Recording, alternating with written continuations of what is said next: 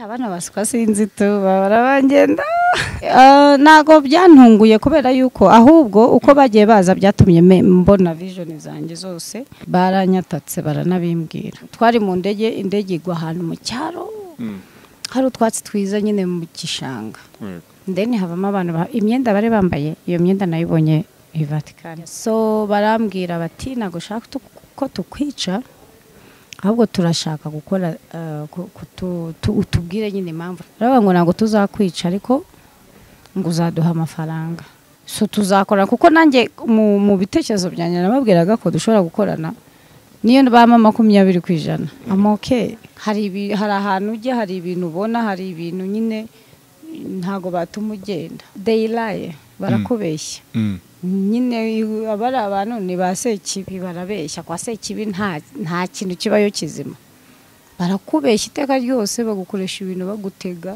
ngiye nta kintu kijya kinusha nyine ibintu okay bamvuze mu kurugo byari ibyo umunsi bavuga ngo nambaye ubusa kuri Instagram ibyo byaraba nibura babaho niyo nkuru original bamvuze nyayo so nago narinzi ko hari drugs muri biscuit ngiye mbona nko mu myaka 30 tuzajya tunywera inzoga mu rusengero sibyo n'IKIBUNO n'amabere ntayongera so I'm just me kubura umukobwa ntabere ufite mane ni ikibazo ngiye gusohora indirimbo soon n'umukobwa wanjye ashaka kuririmba so I'm just trying to think how we are going to be two musicians in the same house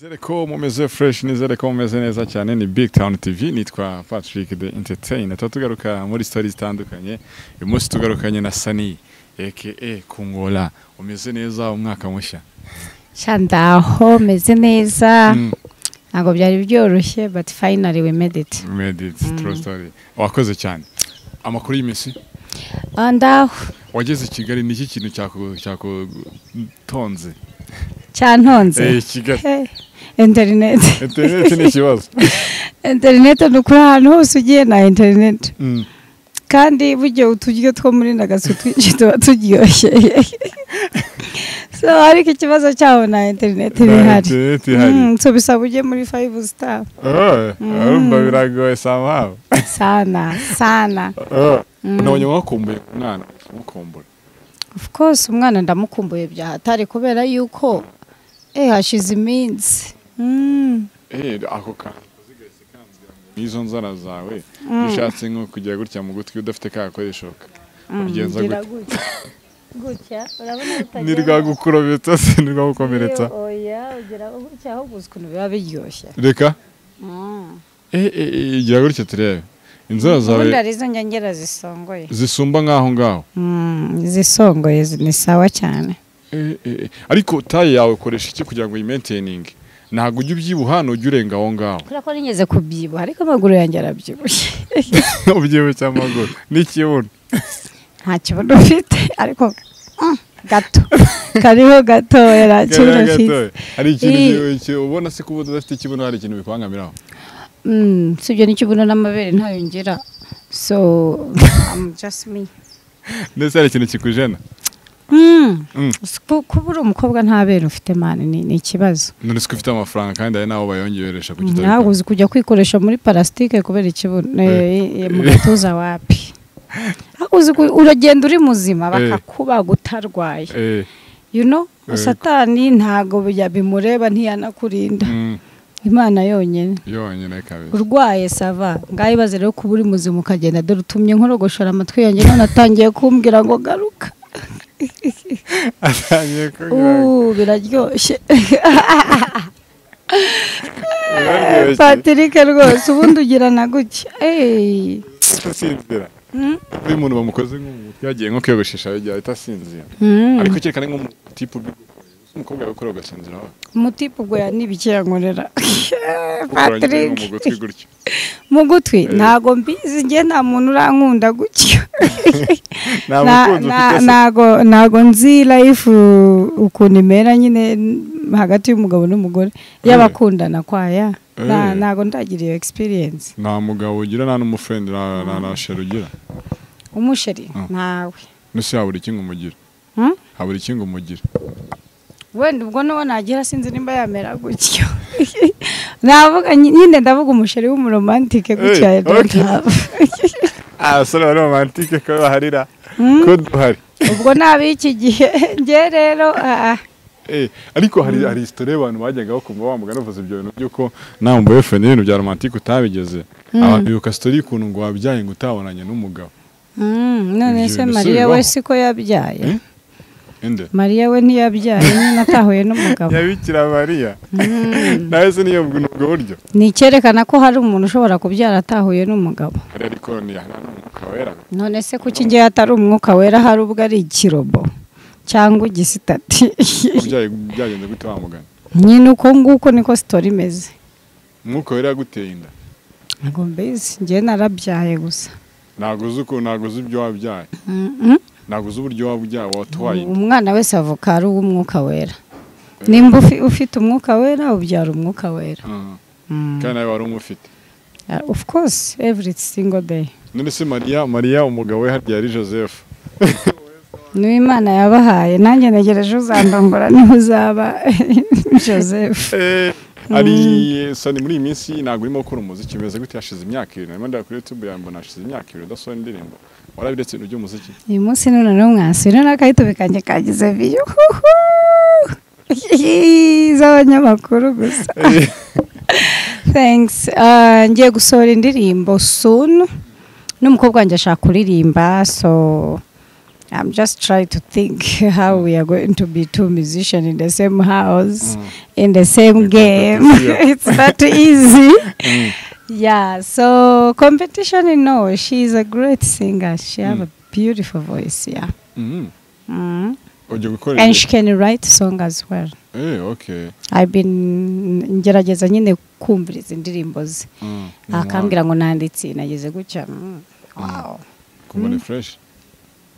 Ugatamutegereje nawe ni collab uzakora collab nta collab nayikora umuntu abinsabye nta kibazo ariko bino bintu byo kuvuga ngo wishyuye umuntu mukoze collab no ntazo nzigera nongera gukora Bruce Melody ngo amwishyuye amafaranga menshi ariko nyango nekeza ko iyo ndirimbo yakoreye platform yatumye umenyekana cyane ndirimbo yakoreye ntitwakoranye already naramenyekanye ariko kongora yaje ari ibindi nyine urumva nari naramenyekanye dukora ijya ndirimbo ready hit ari hit nawe urabyumva ibaze kuzunaga ikintu mu isafuriya iri gutogota hitagishya of course yeah ariko kongora ni indirimbo se ufata gute kuri muri career yawe yo muziki kongora ni indirimbo ni nziza yaratuvunye unayishora amafaranga menshi then nuko byagenze nuko byagenze ariko byaranshimishije ko abantu mwarayikunze then izamo dramas bigira gute but ni nyine nibwo nari nyiza mu muziki so naranyuzuwe yeah ni gihe gice ukunda ku mubiri wawe ngiye ndikunda wese udakuyemo namba ngewe njyenyine ku giti cyanjye ndikunda ariko ku muntu wankunda ari ibintu abakunda ku mukobwa so wenda ibyo bintu ntabyo mbafite ariko by myself I'm good ni nk'ibiki bajya bakubwira se ko bakunda ku bakobwa udafite no biterwa n'umuntu ku giti cye so I think ko ntago wakirirwa urashinga urategereza ukazahura n'uzagukunda ukomeze cyangwa ugukunze ukuri nyine n'ibyo byose atabyitayeho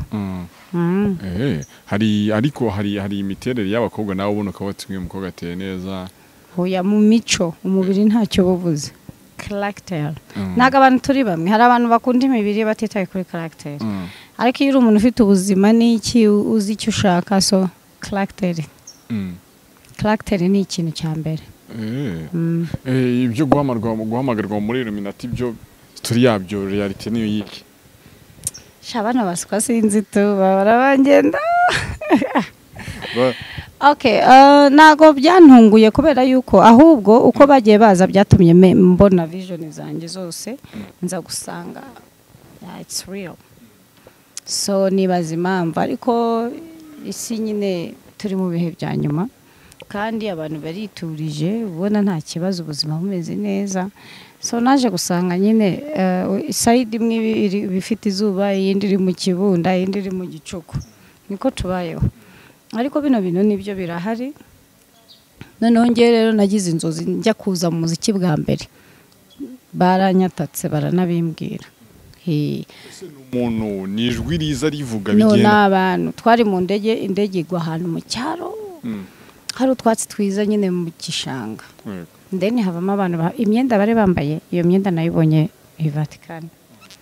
So mbona ni imyenda y'abapadiri, niba ari abapadiri ba priest b'i Vatican, ibimenyetso byaribone cyane n'abantu bakomeye kwa. Ntabwo iyo myenda ijya yamarwa n'abantu basanzwe hano, yamarwa n'abariya. So barambwira bati ntago ushaka ko tukwica, ahubwo turashaka gukora utubwire nyine impamvu ushaka kuba umuhanzi. Baramwe ngo ushaka kuba umuhanzi n'umujinya, ntago bari bishimye kwa.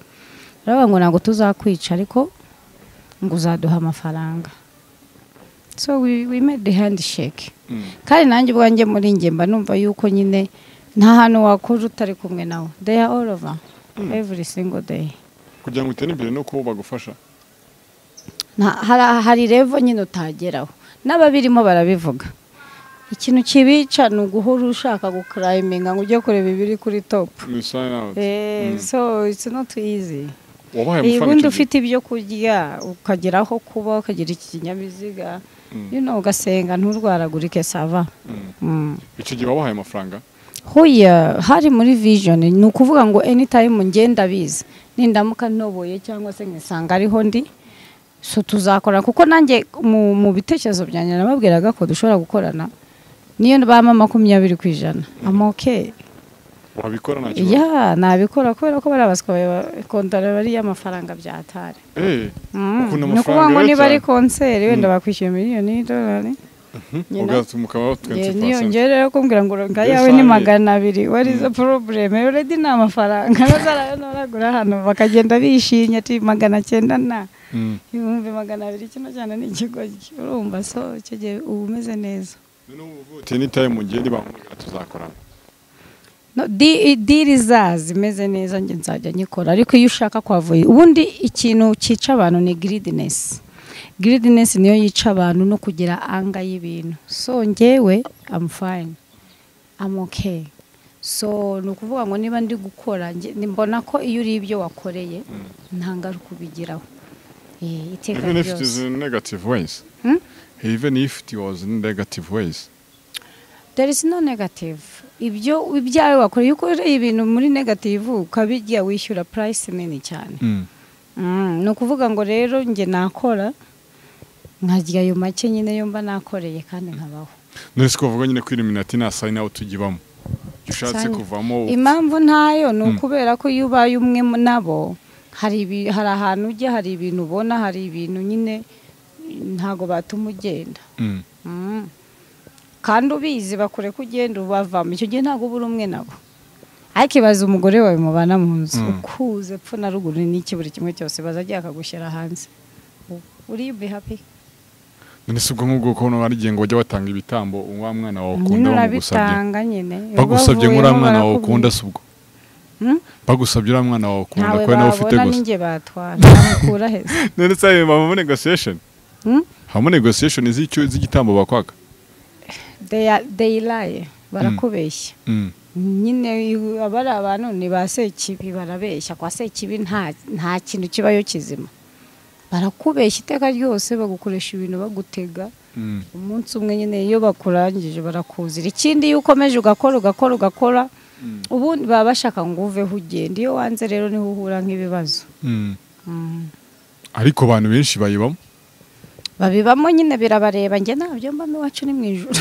Kandi uvuga uti iyo bamaye umufungo noza ko nge nabandi gukora urumva dukoranye gutya icyo gihe nta makontara yabo nsinya kubera ko nibo babi icyo bashaka n'amafaranga. Urumva ubundi abantu benshi babijyamo abagira ngo nawe abe mu ruzu atunge amamodoka agira indege yiwe ajya atambuka ahantu hose yahamagara nka perezida muri ati gutya na gutya, you know.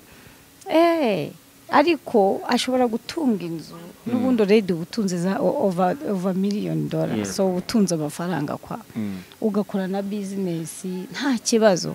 Kintu cyo abantu bashaka kubaza billionaires kwitwa iryo zina billionaire.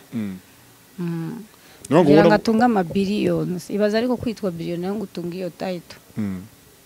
ntago ari kuba babuze ibyo kurya nta kibazo cy'ibiryo ufite ariko uza abantu bawisha ubwo kugira ngo ugere iyo ngiyo n'abatageze iyo ngiyo bitewe n'impamvu ariko ibaze ikintu ni ikihe kintu ushobora gutunga kugira ngo kigire life yawe in fact ntibaguruka nimba bafite n'ukuntu bagenda birabareba ariko ni kwa Sekibi wari uzi ko bano bantu Sekibi iyo bapfuye bahita bagenda mu muriro ikibi iyo gipfuye burya ntikigaruka ariko iyo uri umuntu w'Imana ugapfa urongera ukagaruka kubera icyo ab'Imana tubaho iteka ryose yes nyine umuntu aribaza iyo bavuze eternal life no kuvuga ngo ntago wongera kubabazwa n'urupfu kuko urupfu rurababaza guti iyo upfuye famille yawe irakubura niyo wagaruka ejo ntago ugaruka muri ya famille yawe ntibakumenya nawe ntubamenya ariko iyo uri umunyabyaha direct mu muriro none se umwanda uvuye mu nzu watuma kugarukamo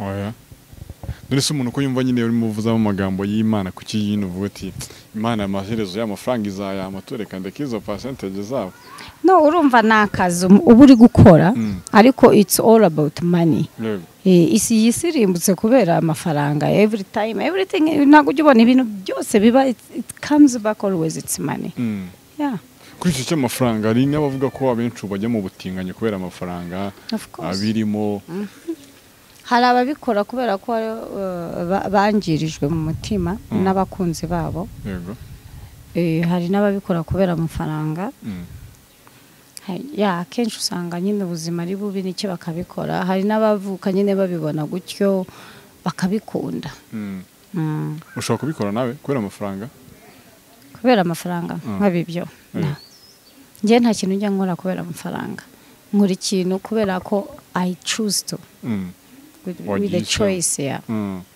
ntago njya ntuma hari ikintu kinkontorora kugira ngo ngire ikindi mbona no you end up very bad byose birangira nabi no kuvuga ngo njye niba nje nzi kuri umujura nkaba nagukunze I will think twice mvuge namukunze n'umujura tugiye kubana ejo nibarasa cyangwa nkumva bavuza gutya nzabwira nti baraje sohoka nzamuhisha nzagira gutya nzamurwanirira ibintu by'amagambo y'abantu wagiye ugamo cyane njyanekeza ko noneho nta muntu wavuga ngo wumve hari ibintu bya dangerous Sani akora ibi n'ibi baravuga ngo ndi Illuminati abandi ngo ngo how money comes from here I'm like what's wrong ariko ubundi how do you say ngo umuntu afite amafaranga ntayo uba wabonye we are all living niba hari ukuntu nsa nyine nkasukuntu nk'amafaranga ukibwira ko ari amafaranga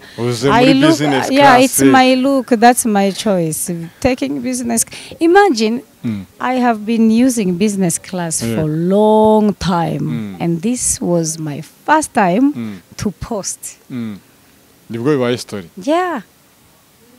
I do travel you can see even if you see in my room I have business classes bags hari amabagi ibintu batanga muri business class I use it you don't take picture it depends in business class you don't know who is sitting there so in my way of working I respect mostly some flights they are busy I took that one because it was empty I asked the guy to take a picture and the picture was nice by the way kindi nyine ndapostinga niki it was good I was excited to come home ariko sinzi impamvu abantu bagira too much business class abandi baragenda muri private jet zabo business class iracyari ikibazo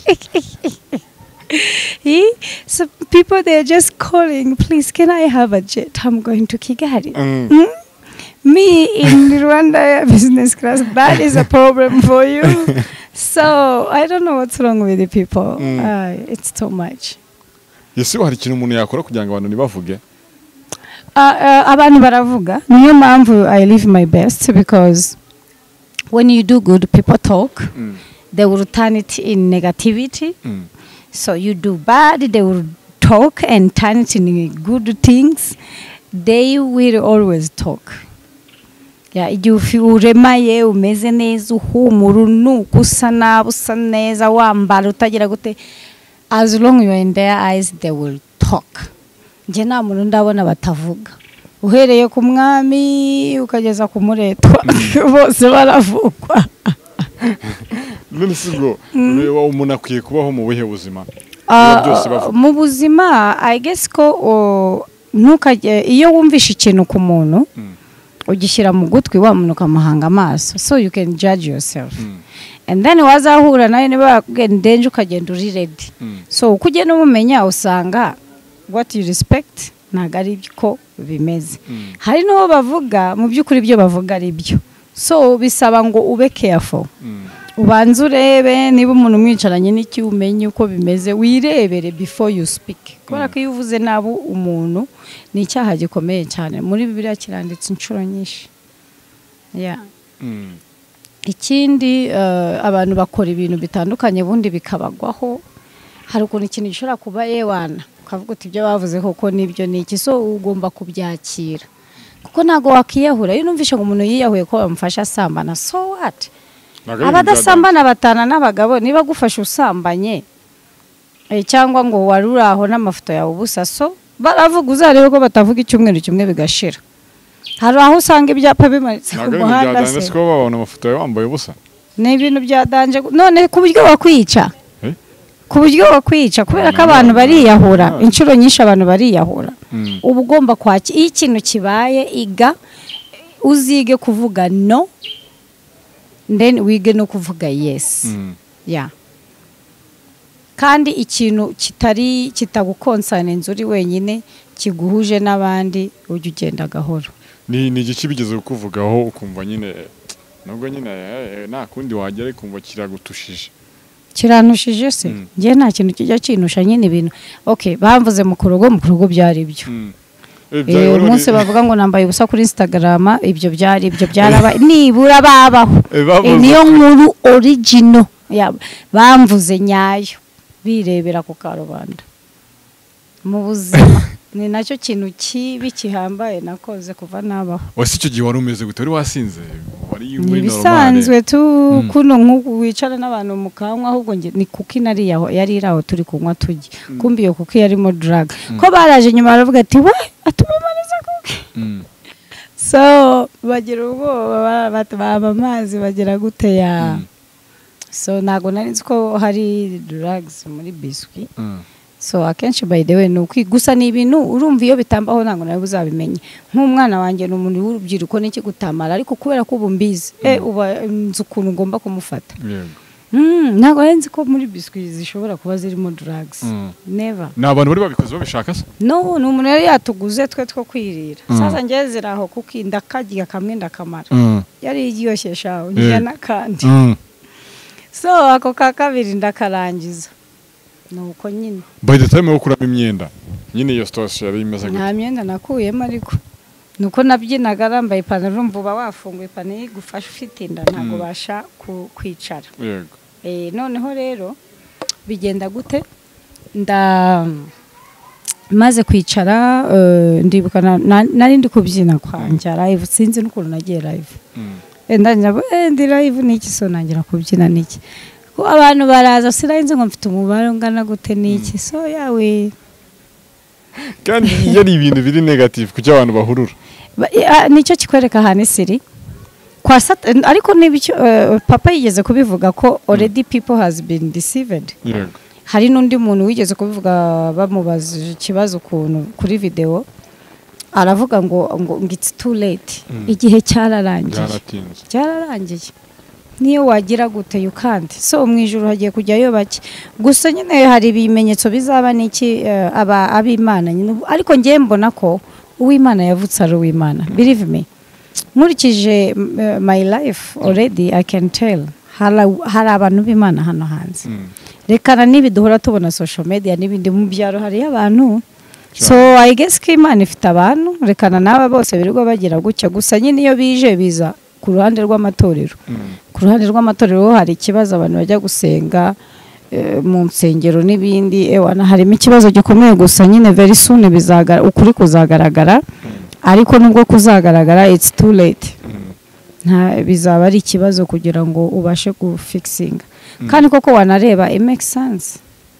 Abantu bose murasenga ku isabato, ni umunsi wo kuruhuka yego keep Sabbath holy buri muntu wese nutajya gusenga ku isabato wabaye ari umunsi wo kuruhuka ntago wakabaye ukora akazi niba ari umuntu utajya gusenga it should be like a holiday nkuko ku cyumweru yabaga ari holiday i Roma so icyumweru rero nta hantu cyanditse muri Bibiliya icyumweru nta hantu na hamwe kiri pe ku cyumweru ni ku wa mbere wari umunsi nyine holies nibuzi who is holies bajyaga bakoreraho imihango yabo n'ibindi ari wo munsi Romans bagiragaho wa holiday ni nka Noheli nayo ni icyaha birthday party abantu bakora za birthday party n'ibindi it's kind of hari ibintu byinshi nyine kuri iyo ubwiye abantu babona ari negativity n'ibindi urabareka ariko kwiki gihe niba ushaka kwisevinga wumvisha ikintu ushobora kugikoraho ubushakashatsi ukakumbura urabimenya ariko nyine ubona ukuntu insengero nowadays zimeze nta kizira hari ikintu kibaho kizira ngiye mbona nko mu myaka 30 Yesu naba ataraza ngo bitararangiye tuzajya tunywera inzoga mu rusengero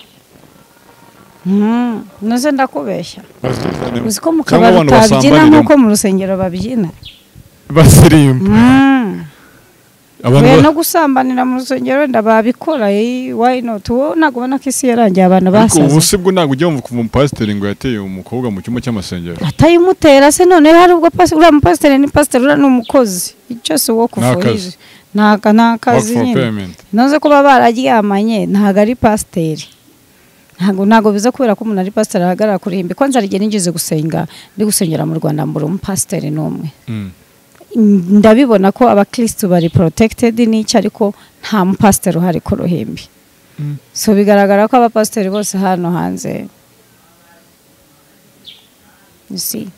ntago byoroshye kumva ngo umuntu yateye inda ntago ari ikibazo none se niwe utagira imyumvire n'iki ngo nuko asenga rega twese turabanyabyaha niyo mpamvu Yesu yadupfiriye nuko Imana yari izi ko imitima yacu tudashobora namba urumva ariko kutubahiriza amategeko yaduhaye yonyine amategeko 10 yaguha yubahiriza icyo nicyo kigiye kuturimbura kwanza isabato ni umunsi ukomeye ikindi ntago Imana yabuze abantu barapfa buri munsi imyaka yose ni iki so hari abantu mu ijuru kandi this time yurebye na aliens zirimo zirahiga ngo hari video nabonye aba alien barimo barahiga hano Yesu yabari location bakoresheje umuntu yego ndabireba none arangije umwana arababaza ati kuki muri kumushaka yaramubonye Yesu agira ukuboko gucya ati ngwino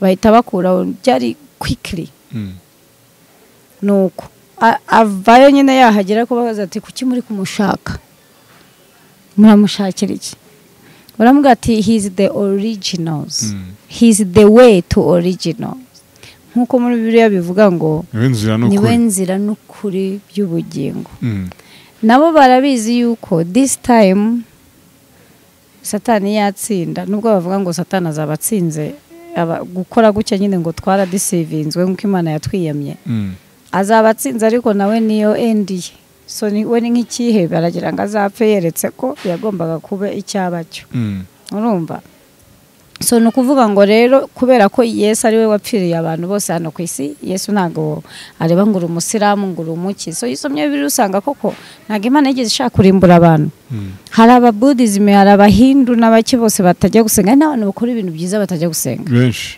nk'umugabo wanjye mu by'ukuri n'umwana mwiza pe yego ntikabura nyine ka kimuntu n'iki ariko nkurikije ukuntu ameze ntago ari umwana mubi yikundira akayoga ke n'iki no so wambwa nk'uyu ngazagikuzimu yakoze iki abantu hano babi byatari nk'umuntu wicara akagambana ukuntu ajya kwica abantu ukagira gute abo ngabo ariko iyo urebye ubona ko Imana ntago yigeze irema umuriro ngo abantu bagikuzimu abantu bafite akaga n'abantu bari mu bihe bya nyuma kubera ko Imana yaravuze ati ndi clear mu gitabo cy'ibyahishuwe iri clear yatubwiye ibyagombaga kuba iranatwiyama naho ubundi abantu bapfuye nyuma yayo bose bazajya mu ijuru kireka bapfuye barakoze ibyaha wabo bose bakoze ibyaha nibazashya nyine bazashya bamenye amaraso bageze gute ariko hari n'ababikoze basaba imbabazi ushaka gukora ibintu ugasaba imbabazi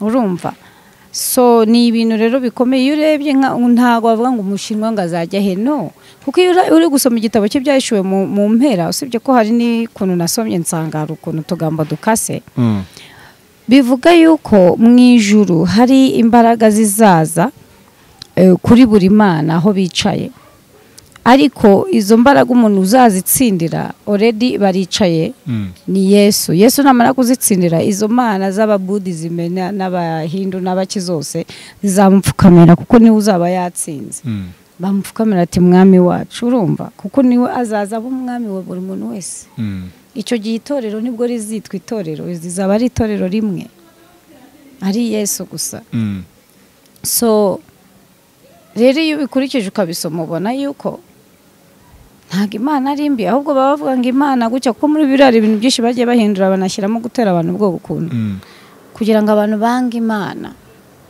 umuntu arugira stress akavuga ni kubera iki kutya na gutya urumva nyeka ko no gusambana kuba wagenda ukaryamana n'umuntu utibye umugabo w'abandi ukagenda ngo uryamanye harawe nta mugore ugira umukobwa nta mugore ugira ntago ari icyaha kubera yuko Bibiliya ikuntu bivuga banga ko wikuramwo imbaraga hari imbaraga muri wowe zigomba guhagurutswa n'umugabo so iyo wikuyemo za mbaraga uri gukora babyita gukira mu byo mwe mwita ngo nugukina na kanyamerika haje gutera kanyamerika so kijya ni icyaha ariko kubera ko Satani yarazi ibyo ashaka kanyamerika wagenda ugashaka umuntu ufite umugabo nta Imana nibi bibona ariko kubera ibyo Satani yarazi ngo